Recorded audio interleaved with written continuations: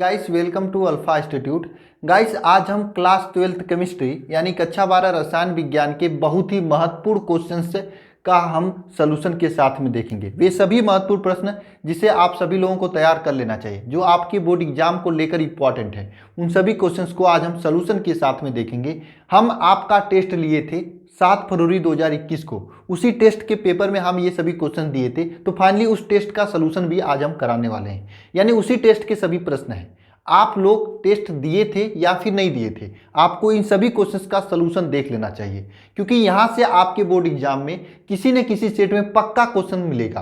क्योंकि बहुत ही अच्छे क्वेश्चन टेस्ट में दिए थे और काफ़ी स्टूडेंट ने टेस्ट दिया था, और वे स्टूडेंट क्या गलती कर रहे थे उन सभी चीज़ों को भी हम क्वेश्चन के साथ में बताते चलेंगे, ताकि आप लोग भी और वे सभी स्टूडेंट जिन्होंने टेस्ट दिया था अगर देख रहे हैं तो वो लोग भी अपनी गलतियों को सुधार कर लें। हम सबका नाम नहीं ले सकते हैं, जिनका नाम याद होगा उनका नाम जरूर लेकर बताऊंगा कि वे सब क्या क्या गलतियां कर रहे थे। ठीक है गाइस, साथ में अगर आप लोग टेस्ट नहीं दिए हो तो आप लोग यह निश्चय करें अपने आप से कि नेक्स्ट टेस्ट में आप सभी लोग दोगे। नेक्स्ट टेस्ट संडे को होगा, हर संडे को हम टेस्ट लेंगे। जब तक आपका बोर्ड एग्जाम नहीं होगा तब तक आपका हमेशा बोर्ड एग्जाम की जैसा टेस्ट होता रहेगा, ताकि आपका एक बेहतरीन प्रैक्टिस हो जाए, रिवीजन हो जाए, और साथ में आपकी जो भी गलतियां बोर्ड एग्जाम में होने वाली हैं, जो भी गलती आप लोग बोर्ड के पेपर में करने वाले हो, वे सभी गलती पहले ही कर लो। और आपको हम कॉल के जरिए या फिर मैसेज के जरिए हम आपकी गलतियां बता भी देते हैं, ताकि आप उन गलतियों को सुधार कर सकें। टेस्ट कैसे देते हो आप लोग? टेस्ट देने के लिए आपको मेरे टेलीग्राम चैनल को ज्वाइन करना पड़ेगा, जिसका लिंक नीचे डिस्क्रिप्शन में। टेस्ट पेपर भी वहाँ पर मिल जाएगा, टेलीग्राम चैनल पर मैं अपलोड कर दिया हूँ, या क्लास होने के 10-20 मिनट बाद मैं अपलोड कर दूंगा। ठीक है, आप वहाँ से जाकर पेपर भी देख लीजिएगा कैसा था पेपर। और वैसे मैं सभी पेपर के सभी क्वेश्चन का सलूशन कराने जा रहा हूँ। तो देखिए, मैं टेस्ट में आपको 6 बहुविकल्पी प्रश्न दिया था, ठीक है, और 3 आपके अतिलघु-उत्तरीय प्रश्न दिया था, और 3 आपके दीर्घ-उत्तरीय प्रश्न था, जिसमें से आपको 2 करना था, और 5 प्रश्न रिएक्शन से था, जो सीधे सीधे आपका 1-1 नंबर का था, और सभी रिएक्शंस थे। ये था आपको। तो सभी क्वेश्चन का सलूशन हम लोग देखेंगे। सबसे पहले बहुविकल्पी प्रश्न को देखते हैं। और मैं देख रहा था पहले बहुत से स्टूडेंट ये गलती कर रहे थे, डायरेक्ट क्वेश्चन लिखकर नीचे ABCD कौन सा सही ऑप्शन ये लिख दे रहे थे। लेकिन अब मैं देख रहा हूँ काफ़ी स्टूडेंट में चेंजमेंट आया। बहुत सारे स्टूडेंट ऐसे काम करना बंद कर दिए हैं। कुछ हैं स्टूडेंट जो ये काम कर रहे हैं, वे सभी लोग अभी से सुधार लें। करना क्या आपको, अगर कोई भी बहुविकल्पी प्रश्न का आपको जवाब लिखना है तो कैसे लिखना है मैं आपको बता रहा हूं। जैसे पहला प्रश्न यहाँ पे, निम्नलिखित में से 60 की दोष किस में पाया जाता है? प्रश्न क्या है? निम्नलिखित में से 60 की दोष किस में पाया जाता है? और कुछ स्टूडेंट इसका बहुत सारे स्टूडेंट इसका सही जवाब दिए थे। एक स्टूडेंट थे जिन्होंने इसका गलत जवाब दिया था, उनका 1 ही नंबर कटा है, यहाँ से कट चुका है। ठीक है, इसमें देखिए आपका NaCl है, AgBr है, KBr है, यानी पोटेशियम ब्रोमाइड है, सिल्वर ब्रोमाइड, और यहाँ पर NaCl मतलब सोडियम क्लोराइड है। ये तीनों के तीनों 60 की दोष दर्शाते हैं। आपको कैसे याद करोगे कौन 60 की दोष दर्शाता है, कौन नहीं दर्शाता है? मैं आपको शायद उस समय पढ़ा रहा था तो ट्रिक बताया होगा, फिर से मैं बता दे रहा हूं। देखो 60 की दोष दर्शाने वाले कौन कौन से यौगिक होते हैं? NaCl, KCl, KBr, ठीक है, NaCl, KCl, KBr, या फिर CHCl, Cl, ये सभी आपके 60 की दोष दर्शाते हैं। आप AgBr लिख सकते हो, AgBr। अभी हम फ्रैंकल दोष वाले को भी यहाँ पर लिखेंगे तो आपको पता चलेगा क्या ट्रिक है इसमें याद करने का। फ्रैंकल दोष में कौन कौन से दर्शाते हैं? जैसे JDNS, AgBr तो दोनों दर्शाता है, ये तो कॉमन है, इसका बात खत्म करो। ठीक है, AgBr आपका दोनों दर्शाता है, इसको बात खत्म करो। या फिर AgI, कुछ आप लोग देख रहे हो, देखिए AgBr को छोड़कर कोई भी कंपाउंड जो 60 की दोष दर्शाता है वह आपका सोडियम क्लोराइड, पोटेशियम क्लोराइड, मतलब अधिकांश हल्के धातु होते हैं। और इसमें देखिए जिंक, जिसका परमाणु क्रमांक 30 होता है, बहुत ही बड़ा धातु होता है। तो बड़े वाले धातु जितनी यौगिक होंगे वे सभी फ्रैंकल दोष दर्शाएंगे। तो इसका सही जवाब आपका इसमें से सभी होगा, इसमें से सभी होगा। ठीक है, तो आपको कैसे बोर्ड एग्जाम में लिखना होगा मैं फिर से बता दे रहा हूँ। वैसे पहले से मैं आपको बताया था कैसे आप लोग बोर्ड एग्जाम में इसे लिखोगे। इसे लिखने के लिए आप लोग मान लीजिए आप पहले ऊपर लिखोगे निम्नलिखित में से 60 की दोष पाया जाता है। ठीक है, यहां से इसे मिटा देना। ठीक है, ऑप्शन नहीं लिखना आपको बोर्ड एग्जाम में, सीधे ये क्वेश्चन लिखना है। क्वेश्चन के बाद जो सही आंसर है इसमें से सभी, इसमें से सभी, इस प्रकार से जो सही आंसर है उसे लिख देना है। नेक्स्ट क्वेश्चन देखिए यहां पर क्या है, किस पर इलेक्ट्रोड का इलेक्ट्रोड विभव निर्भर करता है। किस पर निर्भर करता है भाई, इसमें सभी पर निर्भर करता है। धातु के प्रकृति पर भी इलेक्ट्रोड विभव निर्भर करता है, विलयन की ताप पर भी इलेक्ट्रोड विभव निर्भर करता है, विलयन की मोलरता पर भी इलेक्ट्रोड विभव निर्भर करता है, और मान लीजिए इसमें से सभी पर निर्भर करता है, तो इसका भी सही जवाब हो जाएगा आपका इसमें से सभी। क्या हो जाएगा, इसमें से सभी। बहुत ही इंटरेस्टिंग क्वेश्चन है आज आपके लिए, इसमें से सभी, ये आपका सही जवाब होगा। तो कौन कौन इसको सही, इसका सही आंसर लिखा था जरा कमेंट बॉक्स में कमेंट करेगा। और यहाँ पर देखिए इसमें पूछा है शून्य कोट की रिएक्शन कौन है। आपको मैंने बताया था कि H2 + Cl2 gives out 2HCl, ये शून्य कोटि के रिएक्शंस होते हैं। जरा आप सभी लोग नीचे कमेंट बॉक्स में प्रथम कोटि के जो रिएक्शन मैंने आपको बताया था उसका लिख दीजिए, वो पूरा रिएक्शन आपका रिवीजन हो जाएगा। प्रथम कोटि के रिएक्शंस जो होते हैं उसे लिख दीजिए, शून्य कोटि के मात्रक लिख दीजिए, प्रथम कोटि का मात्रक लिख दीजिए, प्रथम कोटि के वेग स्थिरांक का मात्रक, शून्य कोटि के वेग स्थिरांक का मात्रक। ये सभी चीज़ें आप कमेंट बॉक्स में लिख दीजिए जिसे आ रहा है, ठीक है, ताकि आपका रिवीजन हो जाए। तो इसमें सही जवाब क्या हो जाएगा, ये वाला H2 + Cl2 gives out 2HCl, ये आपका सही जवाब हो जाएगा इसमें निम्नलिखित में शून्य कोटि की अपक्रिया वाले में, ठीक है, ये आपका सही जवाब हो जाएगा। नेक्स्ट क्वेश्चन देखिए, मक्खन एक कोलाइडी रूप है। किसका कोलाइडी मक्खन रूप है, मैंने पहले बताया था कि मक्खन किसका कोलाइडी रूप है, ये आपको रटना होगा। कैसीन प्रक्षिप्त परावस्था होता है और जल में, यानी कैसीन जल में घुला होता है तो आपका मक्खन बनता है। क्या वो घुला होता है, कैसीन जल में घुला होता है तो आपका मक्खन बनता है। मुझे मालूम था ये क्वेश्चन काफ़ी स्टूडेंट गलत करेंगे, कुछ स्टूडेंट को छोड़कर ये क्वेश्चन अधिकांश स्टूडेंट गलत किए थे। तो आप रट लो, कैसीन जल में घुला होता है तो आपका मक्खन बनता है, कैसीन जल से मिलकर मक्खन बनता है। ये रट लो, हो सकता है आपके बोर्ड एग्जाम में पूछ ले, और ये इंपॉर्टेंट क्वेश्चन है, ठीक है, तो आप इसे भी लिख सकते हो ना।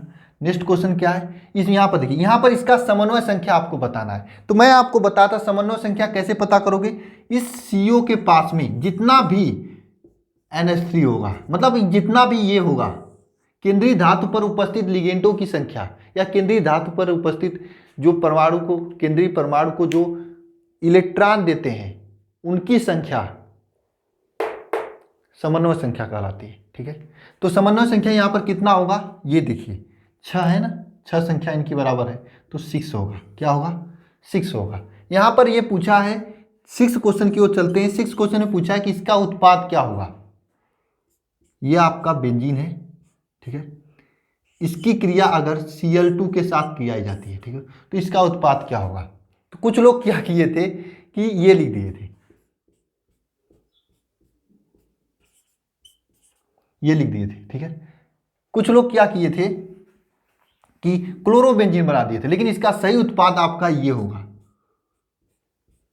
क्योंकि ये सूर्य के प्रकाश में हुआ था यार, और मैं आपको बताया था, शायद मैं ये इंपॉर्टेंट डिरेक्शन में नहीं करा था, मैं सोचा था टेस्ट में अचानक दे दूंगा और कुछ लोग गलती करेंगे, टेस्ट के सोल्यूशन में सिखा दूंगा, बता दूंगा, तो उन्हें हमेशा के लिए याद हो जाएगा, और मैं बता देता तो सही नहीं रहता, ठीक है। इसका ये सही जवाब होगा। ये 6 प्रश्न थे आपके बहुविकल्पी के, तो आप लोग इसे कर लिए होंगे। टेस्ट पेपर आपको टेलीग्राम पर मिल जाएगा, अच्छे से जाके देख लेना, ठीक है।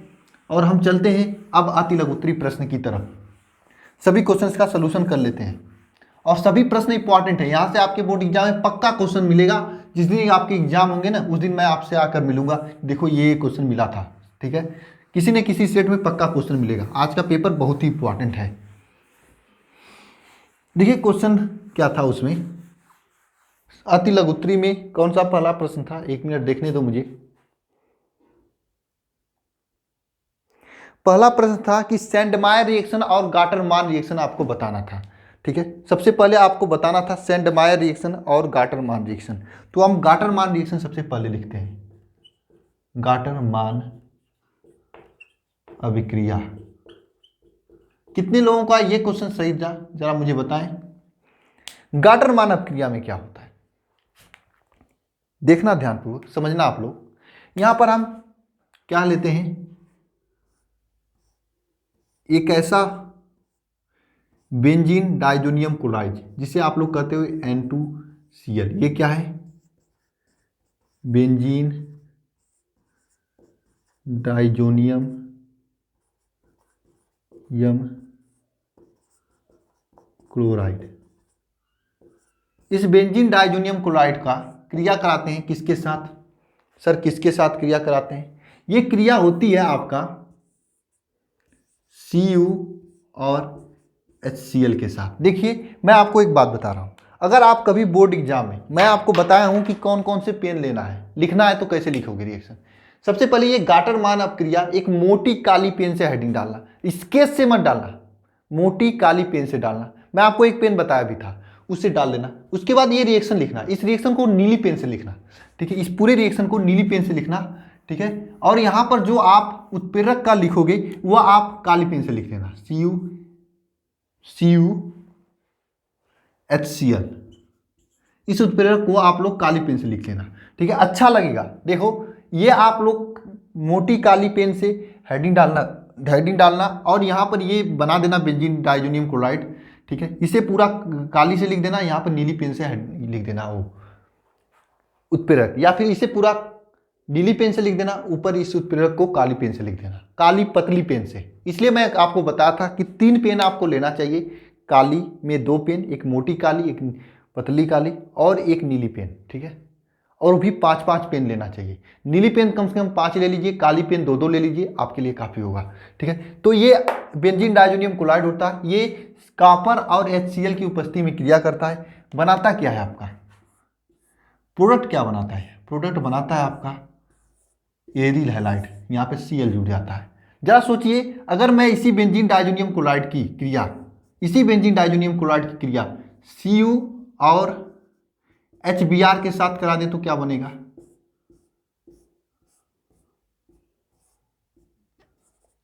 ये बनेगा, मतलब एरिल ब्रोमाइड बनेगा, ठीक है। तो बात को समझना है, यहाँ पर इस तरह से क्रिया होती है। इस पूरे रिएक्शन को कहते हैं गाटरमान रिएक्शन। तो आप कुछ लोग क्या किए थे, इसी रिएक्शन को ऐसे ही लिख दिए थे, मैं आपको बताया था क्लास में। अब मुझे ये भी बताना पड़ेगा क्या कि यहाँ पर बेंजीन डाइजोनियम क्लोराइड के साथ कॉपर और HCl की उपस्थिति में क्रिया करके एरिल क्लोराइड बनता है। ये भी लिख कर दिखाना होगा क्या? मैं आपको मुंह से बताया था कि आप लिख लेना इसे, आप लोग बड़े हो गए हो, इतना कर सकते हो, लेकिन कुछ लोग नहीं लिखे थे, गलती कर रहे हो आप। इसे आप लोग गलती मत करना। अगली बार अगर आप स्टेटमेंट नहीं लिखेंगे तो एग्जामिनर नंबर नहीं देगा, रिएक्शन से पूरा नंबर नहीं मिलेगा, आधे नंबर काट लेंगे एग्जामिनर। इसलिए आपको स्टेटमेंट भी लिखना है। अगर सही एग्जामिनर होंगे तो दे देंगे, लेकिन आपको स्टेटमेंट भी लिखना। क्या स्टेटमेंट लिखोगे? बेंजीन डाइजोनियम क्लोराइड को कॉपर और HCl या हाइड्रोक्लोरिक अम्ल के साथ अपक्रिया कराते हैं तो ये क्लोरोबेंजीन या फिर एरिल हैलाइड बनते हैं। इस पूरे रिएक्शन को कहते हैं गाटरमान अपक्रिया। ये तो आपका गाटरमान अपक्रिया हो गया। लेकिन अब हम आपको बता रहे हैं सेंडमायर रिएक्शन, सेंडमायर अभिक्रिया। सर ये सेंडमायर अभिक्रिया क्या होता है? सेम यही होता है, बेंजीन डाइजोनियम क्लोराइड होता है, यहाँ पर भी यही बेंजीन डाइजोनियम क्लोराइड होता है। ये आपका बेंजीन डाइजोनियम क्लोराइड है N2Cl, और यहाँ पर थोड़ा सा अंतर हो जाता है। यहाँ पर CuCl प्लस HCl की उपस्थिति में क्रिया होती है। यहाँ पर केवल कॉपर लेते हैं, यहाँ पर क्लोराइड एक एक्स्ट्रा लग जाता है और आपका बनता है Cl2। इसी जगह अगर मान लीजिए आप यहाँ पर ये ले लिए CuBr और HBr, तो क्या बनेगा? यहाँ पर Br जुड़ जाएगा, यहाँ पर Br जुड़ जाएगा, ठीक है। अगर इसी जगह आप ले लिए CuCnHCl तो यहाँ पर क्या होगा? देखना ध्यानपूर्वक, यहाँ पर Cn जुड़ जाएगा। इस प्रकार से रिएक्शन होता है। इस रिएक्शन को कहते हैं सेंडमायर रिएक्शन। ये रिएक्शन क्या कहा जाता है? गाटरमान अपक्रिया। तो दोनों रिएक्शन आपको समझ में आए। यहाँ पर कॉपर ब्रोमाइड और कॉपर साइनाइड, कॉपर Cl लेते हैं, और यहाँ पर केवल कॉपर लेते हैं। ये दोनों अंतर है, ठीक है। तो इसे लिख लीजिएगा। बहुत स्टूडेंट इसको सही भी किए थे, कुछ स्टूडेंट थे इसको गलत किए थे।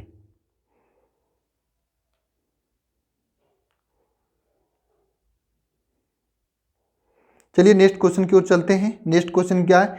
हेलो एल्केन की क्रिया KOH AgCN और KCN के साथ करानी है।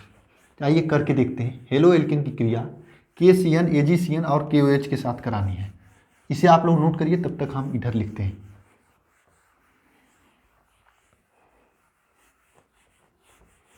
ठीक है, हेलो एल्केन क्या होता है आपको मालूम है, जैसे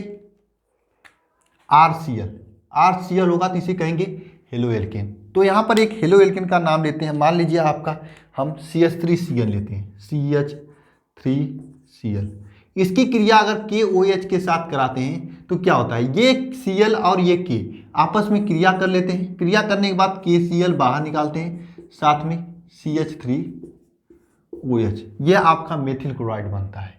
इसकी क्रिया अगर KOH के साथ कराते हैं तब, अगर इसी की क्रिया KCl का क्रिया अगर आपका AgCN के साथ कराई जाती है तो क्या होता है, देखिए AgCN के साथ कराई जाती है तो यहाँ पर क्या होता है, CH3NC बनता है। NC मतलब आइसोसाइनाइड,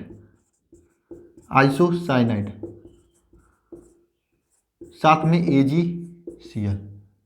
AgCl तो बनेगा ही। अगर इसी CH3Cl की क्रिया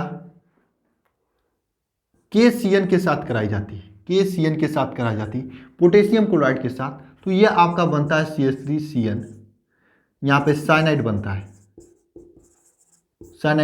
साथ में KCl। ये पूरी तीनों की तीनों रिएक्शन होती है। यहाँ पर देखना, KOH के साथ कराई जाती है तो कुछ और बनता है, AgCN के साथ कराई जाती है तो कुछ और बनता है, KCN के साथ कराई जाती है तो कुछ और बनता है। कब क्या बनता है इस बात को ध्यान पर सुनना, AgCN के साथ कराई जाती है तो आइसोसाइनाइड बनता है, KCN के साथ कराई जाती है तो साइनाइड बनता है। इन तीनों रिएक्शन को कहते हैं प्रतिस्थापन अपक्रिया। तो आपके बोर्ड एग्जाम में प्रतिस्थापन अपक्रिया के नाम से भी पूछा जा सकता है, तो आप इसे लिख सकते हो कि पूछ देगा एल्किल हैलाइड के प्रतिस्थापन अपक्रिया लिखिए, तो आप आसानी से इसे लिख लेना। इसमें आप लोग क्या गलती किए थे, वही पुरानी वाली गलती किए थे, आप लोग स्टेटमेंट नहीं लिखे थे। स्टेटमेंट बिना लिखे अगर आप लोग लिखोगे, वैसे तो मैं नंबर दे दिया था लेकिन अगली बार से नहीं दूंगा, आप लोग समझ लेना, ठीक है। अब अगले क्वेश्चन की ओर चलते हैं। अगला क्वेश्चन था कि लिगेंड किसे कहते हैं, ये क्वेश्चन था शायद ना, लिगेंड के प्रकार बताइए। देखिए होता क्या है, जब किसी भी कम्प्लेक्स कंपाउंड यानी कम्प्लेक्स कंपाउंड में आप लोग जाते हो, कम्प्लेक्स कंपाउंड का हिंदी क्या होता है यार, उपसहसंयोजक यौगिक में, ठीक है। जैसे मान लीजिए आपका एक उपसहसंयोजक है CuNH3 6Cl,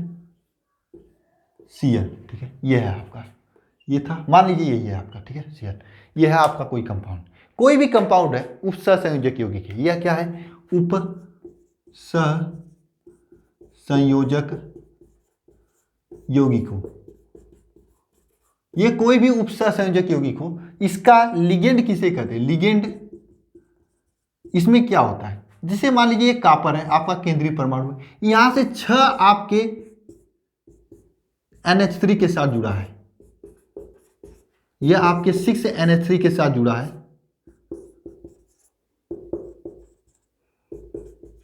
6NH3 के साथ जुड़ा है, ये कॉपर 6NH3 के साथ जुड़ा है कि नहीं, जुड़ा है ना, 6NH3 के साथ ये कॉपर जुड़ा है। जो NH3 है ये इस कॉपर को, ये 6 के 6 NH3 इस कॉपर को, इस केंद्रीय परमाणु को, इसे कहते हैं केंद्रीय परमाणु, और इस NH3 जो जुड़ा है इसे कहते हैं लिगेंड। अब लिगेंड क्यों कहते हैं सर, क्योंकि ये केंद्रीय परमाणु को इलेक्ट्रॉन युग्म में देता है, तो वे सभी स्पीसीज जो केंद्रीय परमाणु को इलेक्ट्रॉन युग्म में देते हैं उसे कहते हैं लिगेंड। बोलिए समझ में आई आपको? अरे यार आप लोग लिखो कमेंट बॉक्स में, वे सभी यौगिक या परमाणु जो केंद्रीय परमाणु को इलेक्ट्रॉन युग्म में देते हैं उसे कहते हैं लिगेंड। और लिगेंड के कई प्रकार होते हैं, पॉजिटिव, नेगेटिव, आपको ये सभी चीजें हम बहुत ही डिटेल पूर्वक बताए थे उपसहसंयोजक यौगिक वाले लेक्चर में, उसका लिंक मैं नीचे डिस्क्रिप्शन में दे दूंगा, देख लेना आप लोग जाके, ठीक है। ये आपका लिगेंड हो गया। आपको मैं ये फिगर क्यों बनाया, क्योंकि आप लोग लिगेंड का डेफिनेशन सही लिखे थे, स्टेटमेंट भी सही लिखे थे, साथ में नीचे प्रकार भी सही लिखे थे। 3 प्रकार के होते हैं, पॉजिटिव, नेगेटिव, कहीं पर और प्रकार होते हैं, कीटेड, लिगेंड, ये सभी चीजें होती हैं, लेकिन आप लोग उसे नहीं लिखे थे, सही किए थे, लेकिन साथ में आप लोगों को ऐसा एक चित्र बना देना चाहिए था, इस तरह से लिखकर, इसमें यह दिखा देना चाहिए कि ये NH3 आपका लिगेंड है, Cu केंद्रीय परमाणु। सोचो अगर नीचे अगर ये चित्र बना दिए होते तो कितना अच्छा लगता। मैं पीयूष कुमार जी से बात कर रहा हूँ। पीयूष कुमार जी आप बहुत बढ़िया लिखे थे, राइटिंग आपका अच्छा है, जेल पेन से लिखते हो बहुत बढ़िया लगता है, लेकिन नीचे अगर आप लिगेंड के नीचे इसे बना दिए होते ना तो एग्जामिनर बिना पढ़े आपको पूरा का पूरा नंबर दे दिया होता। और सभी लोग, कोई ऐसा नहीं किया था, एक आध स्टूडेंट किए थे, एक दो स्टूडेंट शायद, उसके अलावा कोई नहीं ऐसा किया था। मैं सबकी कापी लगभग चेक कर लिया हूँ, कुछ स्टूडेंट को छोड़कर सबकी कापी चेक हो गई है। बुधवार को शाम को या बृहस्पतिवार तक मैं टॉप 10 स्टूडेंट का नाम बता दूंगा आपको। ठीक है, आप लोग अगले टेस्ट की तैयारी कीजिए। तो ये गलती कर रहे थे आप लोग, इस चीज़ को ध्यान रखना। अगली बार से जितना आप लोग फिगर बनाओगे, जितना आप लोग डायग्राम बनाओगे, जितना पॉइंट टू पॉइंट लिखोगे, उतना अच्छा नंबर मिलेगा। वैसे मैं आपको बताऊंगा कि कॉपी कैसे लिखना है बोर्ड एग्जाम में। आप लोग तैयार हो तो मैं जल्दी बता दूं, कल बता दूं, बताना आप लोग। कुछ स्टूडेंट कर रहे थे टेलीग्राम पे बताने के लिए, नेहा कनौजिया जी कर रही थी बताने के लिए, तो मैंने सोचा कॉपी कैसे लिखना है इससे बताने से पहले कॉपी पर किस पेन से लिखना है ये बता दूं। मैं आपको बता दिया, अब कॉपी कैसे लिखना है ये सभी चीज़ें बताना। लेकिन एक दिन में तो कॉपी कैसे लिखना है ये बता नहीं सकता। हाँ, ये कर सकता हूँ कॉपी लिखते समय कौन कौन सी गलतियाँ नहीं करनी है ये मैं आपको बता सकता हूँ। लेकिन ये सभी चीज़ें आपको प्रैक्टिस से आएंगी, बार बार टेस्ट देने से आएगा। हम टेस्ट में क्वेश्चन देंगे, फिर बताऊंगा कि आप लोग क्या गलती कर रहे थे, किस प्रकार से उस क्वेश्चन को प्रेजेंटेशन करना है। अगर इस तरह से आपको करूंगा बार बार तो आपको आएगा। मैं आपको बताना चाहता हूं, मैं पीयूष कुमार जी की कॉपी टेलीग्राम चैनल पर सबमिट करूंगा। ठीक है, आप सभी लोग देख लेना। और एक दो स्टूडेंट हैं उनकी कॉपी सबमिट करूंगा, वे लोग बहुत ही अच्छे तरीके से लिखे हुए थे। इसके बाद वाला क्वेश्चन जो था आपका साटिका और फ्रैकल डोज, साटके और फ्रैकल डोज सबसे बढ़िया कोई लिखा था पीयूष कुमार जी, क्योंकि वह पॉइंट वाइज लिखे थे, अब बहुत बढ़िया लिखे थे। ठीक है, आप उनका देख लेना, कॉपी में सबमिट करूंगा। लेकिन पीयूष जी भी एक गलती किए थे। गलती क्या किए थे, वहां पर भी फिगर नहीं बनाए थे फ्रैकल और साटकी दोष का। क्या गलती किए थे मैं अभी आपको बता रहा हूँ, देखना ध्यानपूर्वक। आप लोग इसे लिख लेना, लिगेंड वुगेंड के बारे में पढ़ लेना जाकर, मैं लिंक दे दूंगा नीचे डिस्क्रिप्शन में। ठीक है, मैं आपको बताने जा रहा हूँ फ्रैकल तथा साटकी दोष। बता दूं, देखिए मैं फ्रैकल तथा साटकी दोष का मैं एक एग्जाम्पल के जरिए बता रहा हूं। ठीक है, होता क्या फ्रैकल तथा साटकी दोष में, ठीक है, देखिए होता क्या है, आपको फ्रैकल तथा साटकी दोष में कुछ लिखो या ना लिखो, आपको ये फिगर बताना है। जैसे नेहा कनौजिया जी ये फिगर बनाई थी, लेकिन उनकी कापी इतना गंदी राइटिंग, ये तो राइटिंग गंदी, ऊपर से कापी को साफ साफ नहीं लिखकर भेजती हैं। ठीक है, ऐसा फिगर आप लोग को मैं सिखाया भी था बनाने के लिए, आपको बनाना चाहिए। फ्रैकल तथा साटकी दोष में क्या होता है देखना ध्यानपूर्वक। ये क्रिस्टल है जिसमें धनायन और ऋणायन इस प्रकार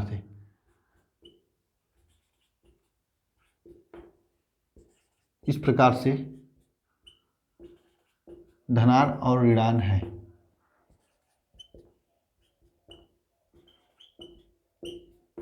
इस प्रकार से धनायन और ऋणायन है।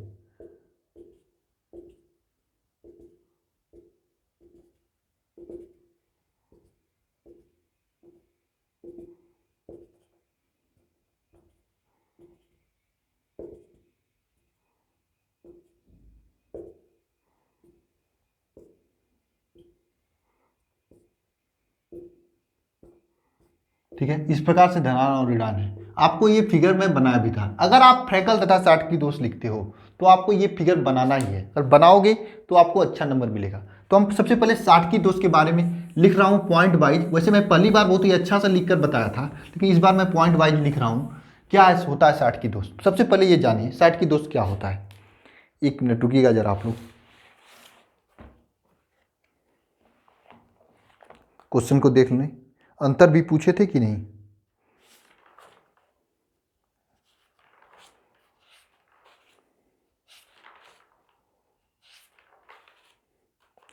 देखिए फ्रैकल तथा साटकी दोष, सबसे पहले आपको यह लिखना है कि साटकी दोष के बारे में लिख रहा हूं मैं। साटकी नामक वैज्ञानिक ने दिए थे। आप लोग एक पैरा में इसका थ्योरी लिख रहे थे, सीधे ये आपको पॉइंट वाइज लिखना है। सबसे पहला पॉइंट ये लिखना है, मैं बोल रहा हूं लिखो यार आप लोग। मैं बोल रहा हूं कि साटकी नामक वैज्ञानिक 1930 में एक जर्मन वैज्ञानिक थे। कौन थे, जर्मन वैज्ञानिक थे जिन्होंने साटकी दोष दिया था। इसमें क्या होता है, धनायन तथा ऋणायन के आकार समान होते हैं। इसमें धनायन तथा ऋणायन का आकार जो है समान होता है, ये आपको लिखना है। दूसरी बात, इसमें जो साटकी दोष जो प्रदर्शित करते हैं इनकी समन्वय संख्या उच्च होती है। उच्च समन्वय संख्या होता है, इनका क्या होता है, समन्वय संख्या उच्च होता है। इसमें क्या होता है, इसमें धनायन तथा ऋणायन अपने स्थान से क्या होते हैं, बाहर चले जाते हैं, बाहर चले जाते हैं। इस तरह से मैं पॉइंट वाइज पहली बार ही लिखकर बताया था, इस बार भी मैं लिख रहा हूं। इसमें क्या होता है, धनायन तथा ऋणायन अपने स्थान से बाहर चले जाते हैं। कैसे चले जाते हैं, मान लीजिए ये धनायन है, इसको मन किया तो अपने बराबर वाले ऋणायन को साथ में लेगा, जैसे आप लोग लेते हो अपने बराबर वाले ऋणायन को ये वाला धनायन एम प्लस एक्स माइनस को साथ में लेगा और इस क्रिस्टल से विलुप्त हो जाएगा। यहां पर खाली स्थान बन जाएगा। अगर मान लीजिए खाली स्थान बन गया, तब जरा बताइए इसका घनत्व बढ़ेगा या घटेगा। क्योंकि यहाँ पे क्रिस्टल से आयन की संख्या कम हो रहा है, इसलिए इसका घनत्व अब क्या होता है मैं नहीं बताऊंगा, कमेंट बॉक्स में आप लोग लिख देना। तीसरी बात यहाँ पे लिखना है, ये पूरा क्रिस्टल क्या होता है, क्रिस्टल उदासीन होता है। अब आप इतना लिखोगे, ये फिगर बनाओगे, यहां पर ऐसे लिख देना रिक्त स्थान, रिक्त। तो बताओ आपको एग्जाम में नंबर नहीं देगा 60 की 2 में। लेकिन आप लोग ये पीयूष कुमार जी क्या किए थे, लिखे भी थे लेकिन ये फिगर नहीं बनाए थे। अगली बार से आपको फिगर पे ज़्यादा फोकस देना है अगर बोर्ड एग्जाम में नंबर लाना है तो ये आपका 60 की 2 हो गया। फ्रैकल दोष में क्या होता है, जस्ट इसका उल्टा होता है। फ्रैकल दोष जो थे, एक वैज्ञानिक थे, कहाँ के, रूसी वैज्ञानिक थे फ्रैकल, उन्होंने फ्रैकल दोष दिया था। फ्रैकल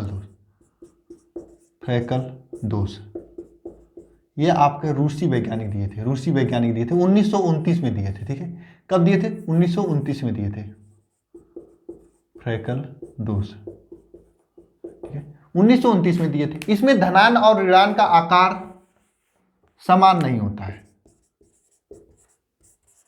समान नहीं होता है। इसमें धनायन तथा ऋणायन का आकार समान नहीं होता है। इसमें जो है निम्न समन्वय संख्या रखते हैं, निम्न समन्वय संख्या रखते हैं। इसमें धनायन और ऋणायन अपने स्थान से बाहर नहीं जाते हैं। इसमें जो धनायन होते हैं वह धनायन, ध्यान देना, धनायन, ऋणायन नहीं, धनायन अंतरकाशी स्थान में चले जाते हैं।